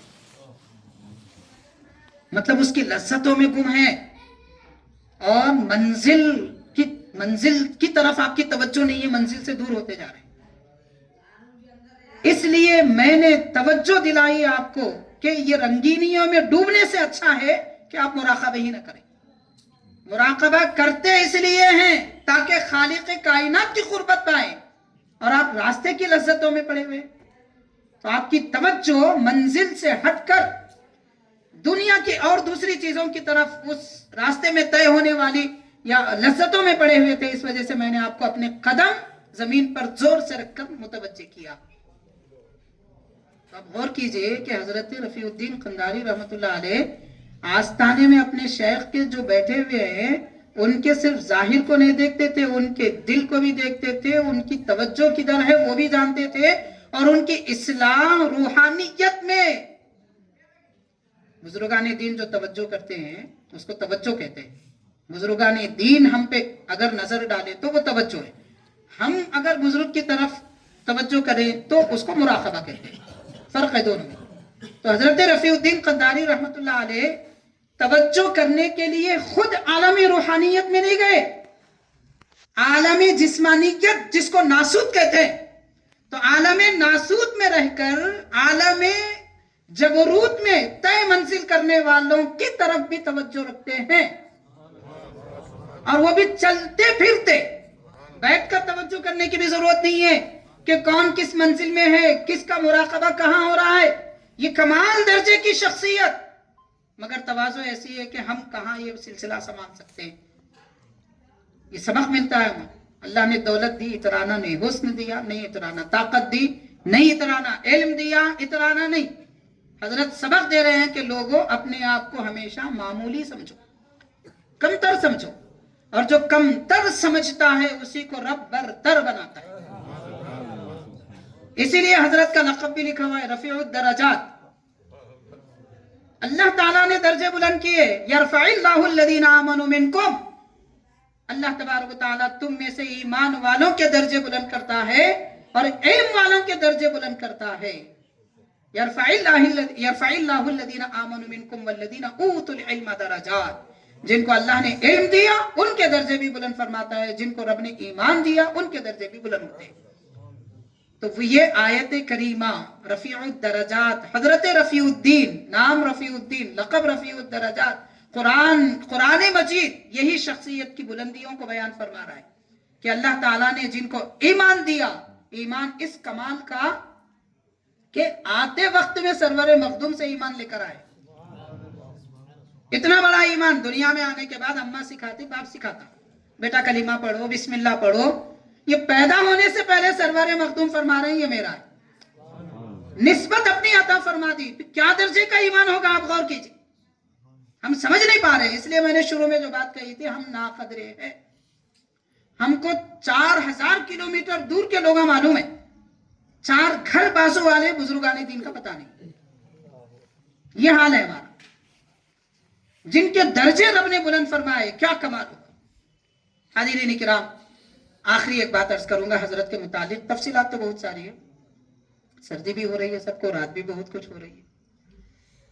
حضرت سیدنا رفیع الدین قندھاری رحمۃ اللہ علیہ کیسی کمال کی شخصیت ہے اور کیا بلند مقام ہے۔ میں نے ایک کتاب میں پڑھا ہے اس درجے کو، یعنی تربیت حضرت کیسی فرماتے ہیں، وہ تربیت کے بارے میں ایک بات عرض کروں گا۔ جامعہ نظامیہ کے بڑے شیخ گزرے حضرت ابو الوفا افغانی رحمۃ اللہ علیہ، شیخ الاسلام بانی جامعہ نظامیہ رحمۃ اللہ علیہ کے شاگرد ہیں۔ افغانستان سے کلکتہ تشریف لائے، وہاں سے رامپور گئے علم حاصل کرنے کے لیے۔ پھر کیسے وہ پہلے ہی افغانستان میں علم حاصل کر چکے تھے، سب پڑھنے کے بعد پھر پڑھنے کو آئے۔ وہاں آپ کو معلوم ہوا کہ دکن حیدرآباد میں حضرت انوار اللہ فاروقی ہیں، ان کے علم کے چرچے دنیا بھر میں۔ تو حضرت کے پاس علم سیکھنے کے لیے آئے حضرت ابو الوفا افغانی رحمۃ اللہ علیہ۔ جب آئے تھے 20 سال عمر تھی، 20 سال کی عمر میں بہترین عالم دین تھے، مگر آپ فرماتے ہیں میں جب حضرت سے ملا تو مجھے کوئی علم نظر نہیں آیا، میں اپنے آپ کو بالکل خالی پایا۔ حضرت کی عمر 20 سال تھی، شیخ الاسلام کی عمر بالکل آخری تھی، آپ کے وصال کے لیے 8 سال تھے باقی۔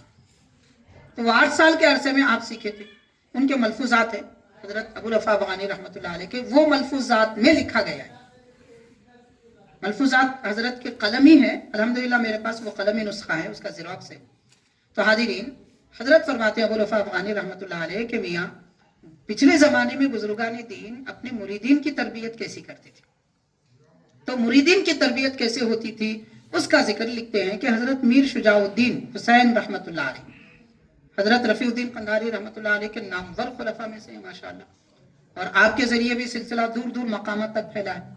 تو حضرت نائب رسول رحمۃ اللہ علیہ کے پاس ان کے ارادت میں داخل ہونے کے ارادے سے گئے تھے، لیکن آپ وہاں پہنچنے تک حضرت کا وصال ہو چکا تھا۔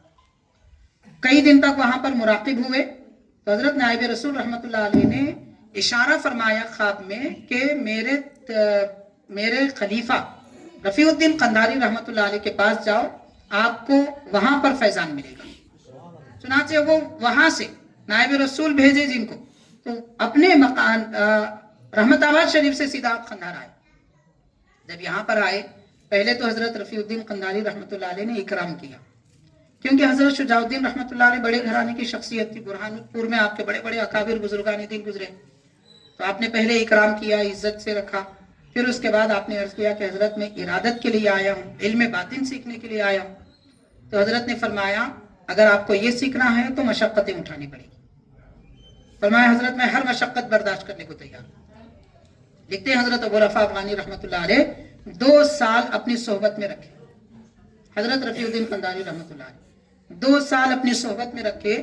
مسجد کا ذکر نہیں ہے کون سی مسجد تھی، مسجد میں قیام رکھا کہ آپ مسجد میں رہیں گے، اور مسجد میں رہ کر آپ کو دن بھر میں محفلوں میں شریک ہونا ہے، ذکر کی، تربیت کی۔ اس کے بعد باقی وقت جو حضرت کی 2 خانقاہ ہیں ماشاءاللہ، ایک حضرت شاہ نقشبند کے نام پر خانقاہ ہے، اور حضرت امام حسین رضی اللہ تعالیٰ عنہ کے نام پہ بھی خانقاہ ہے۔ تو آپ خانقاہ میں خدمت کرنے والے، خانقاہ میں علم حاصل کرنے والوں کی آپ خدمت کریں گے، اس کے بعد میں آپ کو علم سکھایا جائے گا۔ تو لکھا جاتا ہے حضرت ابو الوفا افغانی رحمۃ اللہ علیہ کے ملفوظات میں کہ آپ کے تربیت پانے والے مریدین کے لیے، کھلانے پلانے کے لیے جو آپ کا کا لنگر تھا، لنگر میں کام کرنے والی ایک ضعیف العمر خاتون تھی. اس خاتون کو آپ نے مقرر فرمایا تھا کہ کوئی پیسنے اور کاٹنے وغیرہ کا کام ہے تو میر شجاع الدین حسین کو دے دینا. 2 سال تک حضرت نے خانقاہ میں تربیت پانے والوں کے مرچی پیسی. تو وہ خاتون کیا کرتی تھی؟ وہ فرماتی ہے کہ مرچی کی تھیلی لے کر میں حضرت کے سامنے گود میں پھینک دیتی تھی اور فرماتی تھی کہ مرچی پیس کے رکھو، جلدی آ رہے. وہ اچھی طرح جب پیس کے رکھتے دیکھتی اور فرماتی یہ باریک نے پیسی ہے، پھر پیسو. تو شروع میں تو حضرت کو بڑا غصہ آیا. عالی خاندان سے تعلق رکھتے تھے، اولیاء کرام سے تعلق تھا، مگر آئے تھے رب کو پانے کے لیے. تو حضرت نے فرمایا، حضرت رفیع الدین قندھاری رحمۃ اللہ علیہ نے، ان کا مزاج کس طرح بدلتا ہے وہ دیکھو اور روزانہ مجھے خبر دینا ان کا طریقہ کیا ہے. کئی دن تک تو غصے سے دیکھتے رہے، کبھی باتیں بھی کر دیے کہ طریقہ ہے یہ پھینکنے کا، آپ ضعیف العمر خاتون ہو کہ ہمارے ساتھ ایسا معاملہ کرتے ہیں. غصے کا اظہار کرنے لگے. چند دن گزرنے کے بعد میں یہ حال ہوا کہ جب آپ کے پاس وہ مرچی پھینکی گئی تو فرمایا کہ کوئی بات نہیں، آپ برا مت مانیے، کچھ دیر کے بعد آئیے، میں تیار کر کے رکھوں. اس طرح کیفیت بدل گئی. پھر اس کے بعد خود لا کے دینے لگے، خود آ کے لینے لگے.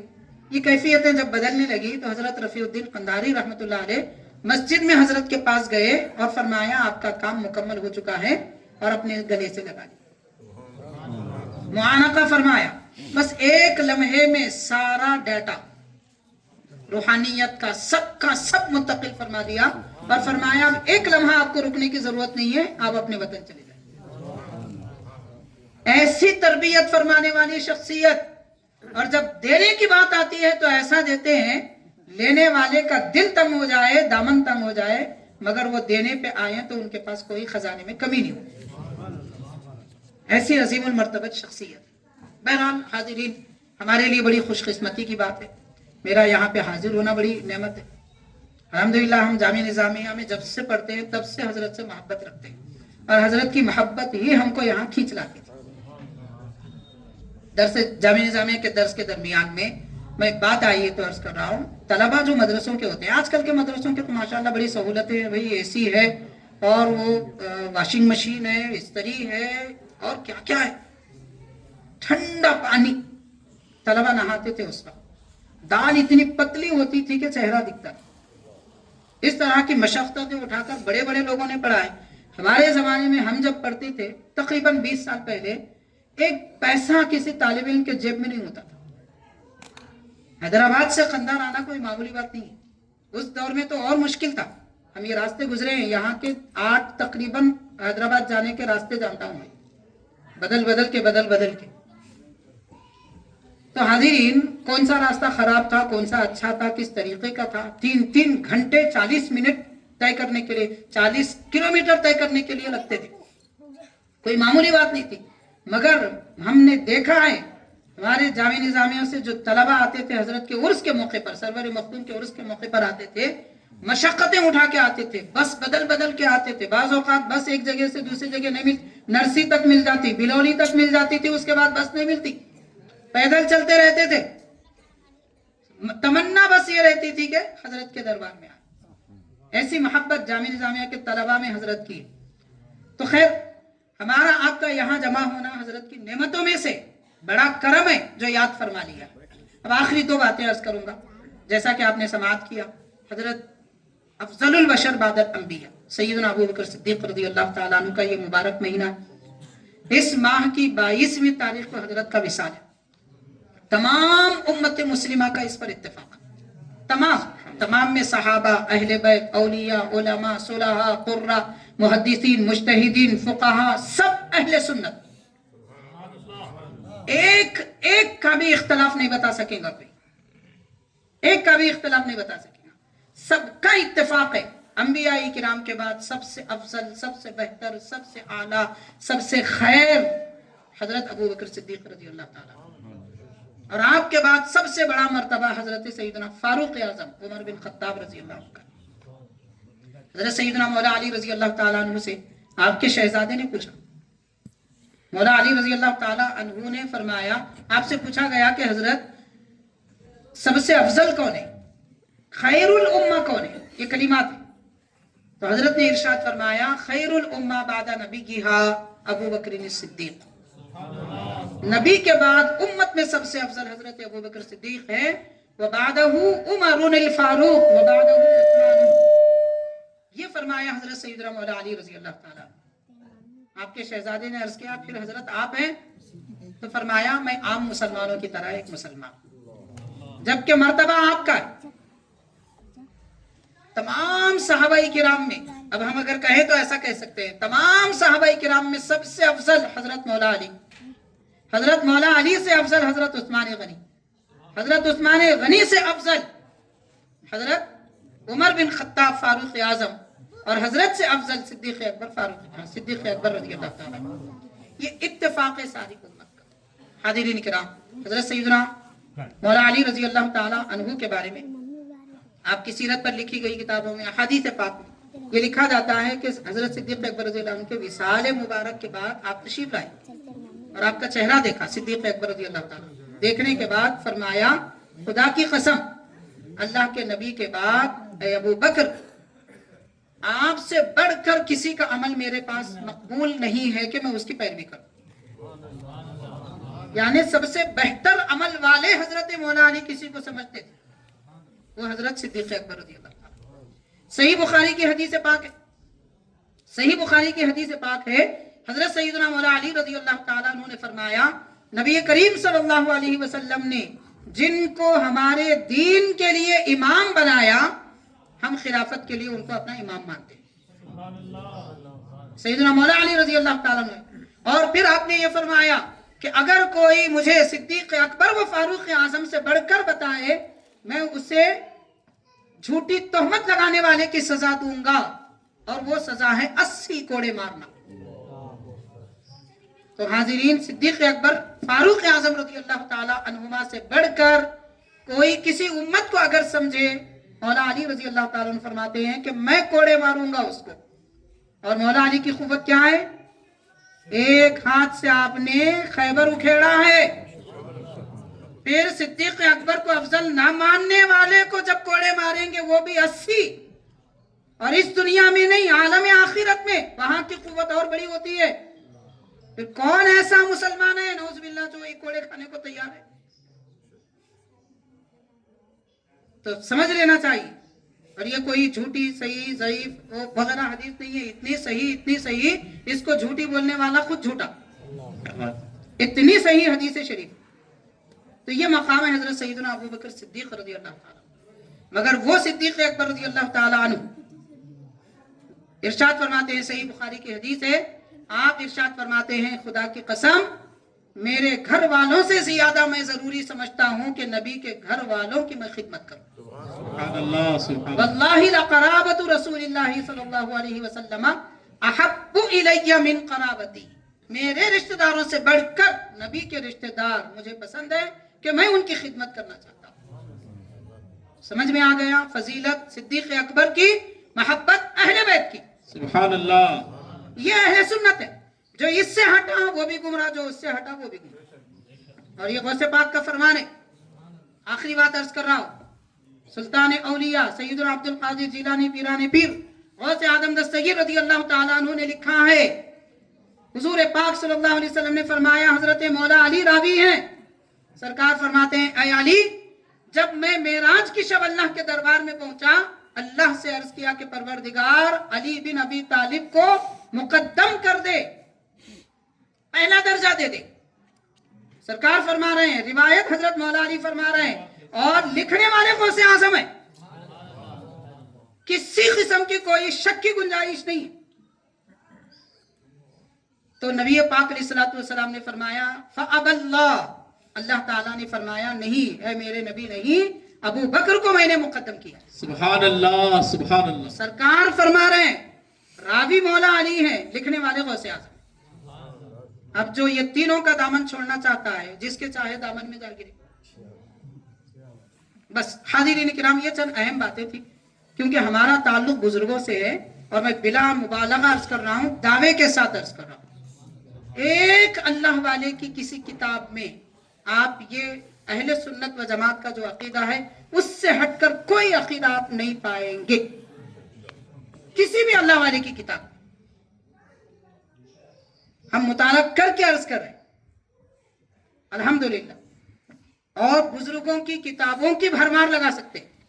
अहले सुन्नत के अकीदे पे किसने क्या क्या फरमाया। उलमा को नहीं मानते आजकल, नहीं मान रहे उलमा को, मत मानिए, कोई बात नहीं, आप खुद आलिम बन जाओ, क्या मसला है, क्या मसला है। उलमा को नहीं मानते, आप जाइए जामे निजामे में 8 साल पढ़िए, जामे निजामे नहीं पसंद कहीं और जाके पढ़ लीजिए, मगर मेहनत करिए, पढ़िए, आलिम बनिए। जब आपको मालूम होता है कि आलिम क्यों बोला, नहीं जानते ना, इसलिए आलिम की बात नहीं मानते। मैं औलिया की बात कर रहा हूँ, औलिया, सूफिया, रूहानियत के आलम बरदार बुजुर्गाने दीन, सबका अकीदा अहले सुन्नत का अकीदा। और जो नहीं अहले सुन्नत का अकीदा जिसका, वो वली भी नहीं है, वली भी नहीं है, अगरचे कि वो आसमान में उड़े। क्या बात है, आसमानों में उड़ना विलायत नहीं है, नबी के दीन पे चलना विलायत है। हाँ, दीन पर चलने वाला आसमान पर ही नहीं अर्श तक पहुंचता है, ये इत्तेकाद है अहले सुन्नत का। लेकिन सिर्फ उड़ने वाले को वली नहीं समझा जाएगा, नबी के तरीके पे चलने वाले को वली समझा जाएगा। खैर, ये चार अहम बातें थी, कुछ कमी ज़्यादती होती तो माजरत भी चाहता हूँ। अल्लाह ताला हम सबको नेक तौफीक अता फरमाए, हजरत का फैज़ान अता फरमाए, कहने सुनने में हमसे जो खताएं हुई उनको दरगुजर फरमा दे। रब्बुल आलमीन हजरत रफ़ीउद दरजात रफ़ीउद्दीन कंधारी रहमतुल्लाह अलैह का फैज़ान हम सबको अता फरमाए, आपके नेमतों में पलने वाला मुसलमान बना, आपकी मोहब्बत हमारे दिलों में जागुज़ी फरमा। रब्बुल आलमीन दुनिया में, आखिरत में, कब्र में, हश्र में आपकी संगत अता फरमा, आपके कदमों में हमको जगह अता फरमा। रब्बुल आलमीन हजरत के तसद्दुक़ में हमारे इस महफिल को कबूल फरमा। मोहतरम सज्जादा नशीन साहिब को उम्र इक़बाल में तरक्की अता फरमा, उनसे दीन की खूब खिदमतें ले। जितने हजरात भी शरीक हैं मौला, जो शरीक नहीं है, सबको सेहत व आफियत अता फरमा, बरकतों से मालामाल फरमा। रब्बुल आलमीन हमारे ऐबों पे पर्दे डाल, हमारे गुनाहों को माफ़, खताओं को बख्श दे मौला। रब्बुल आलमीन जो कुछ दुआएं की गई हैं प्यारे नबी सल्लल्लाहु अलैहि वसल्लम के सदक़े, गौसे पाक रज़ियल्लाहु अन्हु के सदक़े, और हज़रत सरवर मखदूम हज़रत सांगड़े सुल्तान हज़रत रफ़ीउद्दीन कंधारी रहमतुल्लाह अलैह के तसद्दुक़ में हमारी इन दुआओं को कबूल फरमा। सल्लल्लाहु तआला वसल्लम अला खैरि खल्क़िही सय्यिदिना मुहम्मद व अला आलिहि व अस्हाबिही अजमईन, अल्हम्दुलिल्लाहि रब्बिल आलमीन। हजरत इसी के पेश नज़र एक छोटा सा सवाल कि हज़रत सैयदना सिद्दीक़ अकबर रज़ी अल्लाह तआला अन्हु शरीय एतबार से खलीफत के एतबार से अव्वल नंबर पे है। अलैहिस्सलातु वस्सलाम, हुजूर नबी पाक अलैहिस्सलातु वस्सलाम ने इरशाद फरमाया, हदीस पाक है, और ये हदीस शरीफ बंदा नवाज के मलफूजात में है, मौलाना रूम के मलफूजात फ़ीही माफ़ीही में है, मुजद्दिद अल-फ़सानी रहमतुल्लाह अलैह के मकतूबात में, मकतूबात मुजद्दिदिया में है, और तकरीबन औलिया अल्लाह की किताबों में ये हदीस है। सुभान अल्लाह। मैं इस हदीस के हवाले हदीस की किताबों से भी दे सकता हूँ, लेकिन रूहानियत के पेशवा औलिया सूफिया ये क्या फरमाते हैं, तो उन्होंने हदीस पाक लिखी है। सरकार ने इरशाद फरमाया, मा सब्बल्लाहु फी सदरी इल्ला व सबबतुहु फी सदरी अबी बकरिन, जिसका मतलब है कि हुजूर ने फरमाया, रब ने जो कुछ मेरे दिल में उंडेला, सरकार फरमाते हैं मैंने वो सब सिद्दीक़ अकबर के दिल में उंडेल दिया। सुभान अल्लाह, सुभान अल्लाह, सुभान अल्लाह। हाज़रीन, ये बॉटल है, खोल के अगर पानी यूं डालें तो उसको उंडेलना कहते, ऐसा डालें तो उंडेलना नहीं बोलते। तो मतलब उंडेलने का माना ये है कि जो है सब दे दिया, बाकी कुछ नहीं रखा। तो अब अगर कोई ये कहता है सिद्दीक़ अकबर रूहानियत में खलीफा नहीं है, वो क्या कहना चाहता है, फैसला करें। सरकार ने दिया, हुजूर फरमा रहे मैंने दिया, जो रब ने दिया, रब ने हुजूर को क्या नहीं दिया, और नबी ने सिद्दीक़ को क्या नहीं दिया। ये नहीं दिया बोलने वाले कहां से लाए, दिया बोलने वाले नबी है, और नहीं दिया बोलने वाले कहां से लाए, ये बस ये फैसला कीजिए। लेकिन इसके बावजूद अहले सुन्नत का अकीदा ये है, सिद्दीक़ अकबर भी हुजूर के रूहानी खलीफा हैं, फारूक आजम भी खलीफा हैं रूहानी, उस्मान गनी भी रूहानी खलीफा हैं, मौला अली भी रूहानी खलीफा हैं, सुभान अल्लाह, सुभान अल्लाह। सब रूहानी खलीफा हैं, सब ज़ाहिरी खलीफा हैं, सब बातिनी खलीफा हैं। हाँ, एक बात ये कि हजरत मौला अली मुश्किल कुशा रज़ी अल्लाह ताला अन्हु को रूहानियत में इमाम बनाया गया, सुभान अल्लाह, रूहानियत में इमाम बनाया गया है। इसका मतलब उस्मान गनी, फारूक आजम, सिद्दीक़ अकबर रूहानियत नहीं रखते, ऐसा नहीं, इमाम आप है, آپ اس کو آپ سمجھنا چاہیں گے، میں سیدھی سے بات کہہ رہا ہوں، میں صرف مثال دے کر عرض کرنا چاہتا ہوں. آپ مسجد میں گئے، امام صاحب کے پیچھے نماز پڑھی. اب حیدرآباد سے کوئی بڑے حضرت علامہ مفتی صاحب آ گئے، وہ بھی آپ کے امام کے پیچھے نماز پڑھتے ہیں نہیں پڑھتے؟ تو وہ امام صاحب امامت کر رہے ہیں، ان کا منصب ہے، مگر آنے والے مفتی صاحب جامع نظامیہ کے جو دارالفتہ میں ہیں، امیر جامعہ ہیں، شیخ الجامعہ ہیں، وہ آپ کے امام کے مسجد کے امام سے علم میں افضل ہیں، مگر اس کے باوجود وہ اقتدا کر رہے ہیں. تو یہ جو ایک مثال عرض کر رہا ہوں میں، ایسے ہی روحانیت میں امام مولا علی ہے، لیکن روحانیت میں سرکار کی روحانیت صدیق اکبر کو بھی ملی، فاروق اعظم کو بھی ملی، عثمان غنی کو بھی ملی. اسی لیے حضرت صدیق اکبر کے سلسلے تقریباً بڑے بڑے اکابر شاہ ولی اللہ رحمۃ اللہ علیہ نے 4 سلسلوں کے نام لیے. فاروق اعظم رضی اللہ تعالیٰ عنہ کے سلسلے 200 سال تک تھے، 200 سال تک بھی فاروق اعظم کے سلسلے تھے. اس کے بعد کیا ہوا بھائی؟ کیا ہوا؟ پھر کہاں چلے گئے؟ حاضرین ایک مثال دینا چاہوں گا. مان لیجئے ہمارے پردادا 10 ایکڑ زمین خرید کے رکھے تھے، ہمارے دادا 5 کر دیے، پھر ہمارے والد 2 کر دیے. اب میری اولاد کو تو کچھ بھی نہیں ملا، تو زمین کہاں چلے گئی؟ مطلب بعد والے، میں یہ نہیں کہنا چاہ رہا ہوں ان لوگوں نے کچھ کیا، میں یہ کہنا چاہ رہا ہوں بعد والے اہل نہیں تھے، بعد والے اہل نہیں تھے، اس لیے وہ سلسلے وہیں منقطع ہو گئے، رک گئے.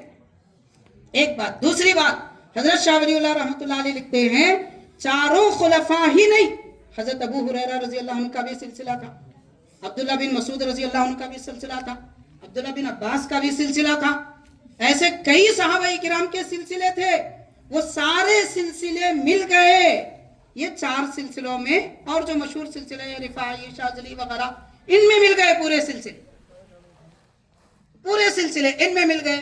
ایسے ہی جیسا کہ حاضرین ایک مثال دینا چاہوں گا. انوار الرفیع کتاب ہے، حضرت کی سیرت پر لکھی گئی کتاب، مگر اس سے پہلے جو قدیم کتابیں ہیں وہ ساری کتابوں کا مواد ایک کتاب میں آ گیا. اب آپ میرے کو بتائیے انوار قندھار کتاب کہاں ہے؟ نہیں ہے، پھر اس کا مواد کہاں چلے گیا؟ انوار الرفیع میں. تو صدیق اکبر کا فیضان کہاں ہے؟ سلسلہ قادریہ میں ہے، چشتیہ میں ہے، سہروردیہ میں ہے، شاذلیہ میں ہے، رفاعیہ میں ہے، فاروق اعظم کا بھی ہے، عثمان غنی کا بھی ہے، مولا علی کا بھی ہے. یہ سلسلے جھگڑنے کو نہیں ہوتے، سلسلے جڑنے کو ہوتے، جڑنے کے لیے ہوتے. اب ہم کیا سمجھ رہے ہیں؟ رنگ الگ رہا تو سلسلہ الگ، اس سے لڑنا، ہرا پیلے سے لڑنا، پیلا لال سے لڑنا. یہ جناب یہ رنگوں، یہ رنگا نہیں ہے، یہ دل کی رنگت الگ ہے. صبغت اللہ، اللہ تعالیٰ فرما رہے ہیں اللہ کا رنگ. کون سا رنگ؟ رب کی خالقیت کا رنگ، رب کی ربوبیت کا رنگ، اس کی رزاقیت کا رنگ، اس کی جباریت کا رنگ، اس کی قہاریت کا رنگ. تخلقوا باخلاق اللہ. نبی فرما رہے ہیں اے لوگو اللہ کے صفات کو اختیار کر لو. تو جو صوفیہ نے رب کی جو صفت اپنے اندر سمو لی، ان کے اندر وہ رنگت آ گئی، وہ رنگت مراد ہے. بولنے والے بزرگان دین وہ باطنی رنگت کی بات کر رہے ہیں، اور یہاں پہ لال پیلا ہرا ادا رنگ اچھال رہے ہیں لوگ. میں اماموں کی محروموں کی بات نہیں کر رہا ہوں، میں جو رنگ اچھال رہے ہیں یہ رنگ نہیں ہے جناب، وہ دل کی رنگت کی بات ہے. تو بہرحال یہ رنگت جو بزرگوں کی ہے یہ اللہ کی قدرت بتانے کے لیے، رب کی قدرت بتانے کے لیے. اب جیسا کہ ایک حدیث پاک، آخری بات عرض کر رہا ہوں، ترمذی شریف میں ہے قیامت کے دن اللہ تبارک و تعالی ہر بندے کو ایسا جلوہ دکھائے گا، ہر ایک کا جلوہ الگ ہوگا. رب کا جلوہ ایک مگر دکھائے الگ الگ انداز سے. تو ایسے ہی حاضرین اولیاء کرام کے قلوب میں، ان کے دلوں میں رب کی روحانیت، اس کی معرفت اور اس کے پہچان جو دی گئی ہے الگ الگ رنگوں میں دی گئی، مطلب الگ الگ انداز سے دی گئی. وہ ساری رنگتیں بزرگوں کی جمع ہو گئی تقریباً 6، 8، 12، آج سے تقریباً 350 سال، 400 سال پہلے 12 سلسلے تھے، اور 200 سال پہلے 6 بن گئے. اب وہ 6 باقی ہے، اس میں بھی 4 بڑے مشہور. تو باقی کے جتنے سلسلے تھے سب اس میں ضم ہو گئے, سب کا فیضان اس میں آ گیا. ہاں زیادہ تر سلسلے حضرت مولا علی رضی اللہ عنہ سے پھیلے. بس یہ مختصر سی بات. اب تفصیلات اور بہت سارے ہو جاتے ہیں, پھر کسی موقع پہ انشاءاللہ عرض کریں گے.